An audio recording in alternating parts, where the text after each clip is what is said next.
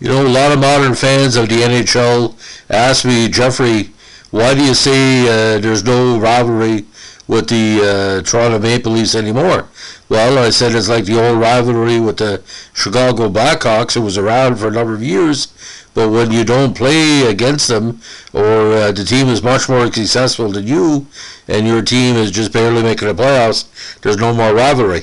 So today we're going to be talking about the origination of the Chicago Blackhawk Montreal Canadian rivalry, and it's not hard to figure out. It's the 1931 Stanley Cup Finals. Now, that championship was Montreal's second straight in that mini, what I call Depression dynasty. The final series was played between the Habs and the Chicago Blackhawks, who were making their first ever Stanley Cup Finals appearance.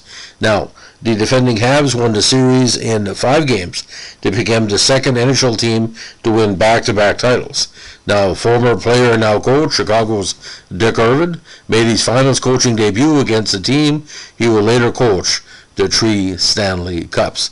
Now, games were played at the Chicago Stadium for games 1 and 2, and at the Montreal Forum for games 3 to 5.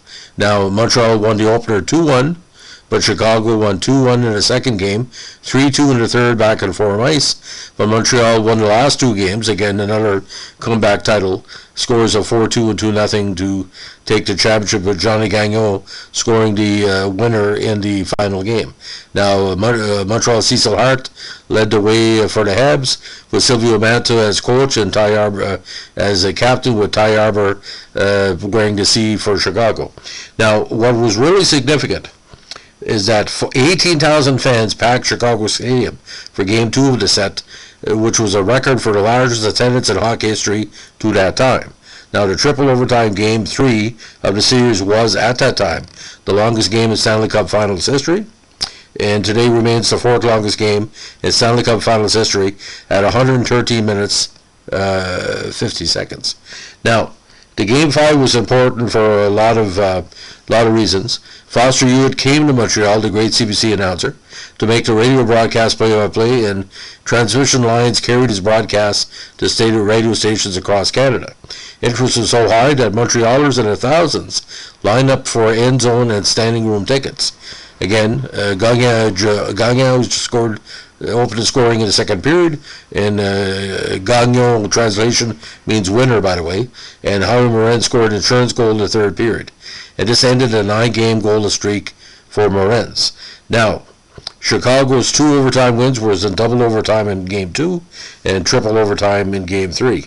Now, the 31 Stanley Cup was presented to Manta by NHL President Frank Calder following the 2-0 win, and players on Montreal included Howie Morenz, Pit Lepine, Aurel Joliette, Armand Madou, and Nick Wasney, Wildor LaRochelle, Johnny Gagnon, Gus Rivers, Burt McCaffrey, Silvio Manta, Marty Burke, Albert Leduc, Art Lesseur, Georges Manta, Jean Poussy, and of course the great George Haywood.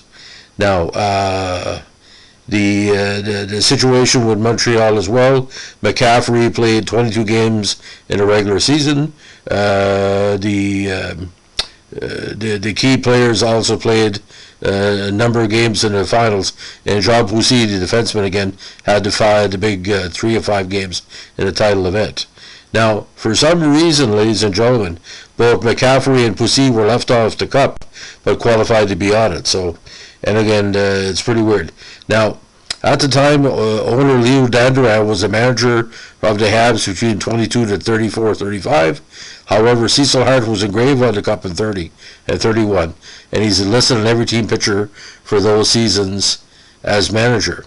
Now, the physician of the doctor for the group, we still don't know what his first name is. We should know this, but I guess according to team reports, he's known as J.A. Corrigan, so we don't know what his real first name is. So if you know it, please let me know. That's the big mystery of the 31 Cup. So ladies and gentlemen, if you like what you're doing with our Stanley Cup recaps, please let us know with a like, comment, and subscribe. And don't forget, keep your stick in the ice.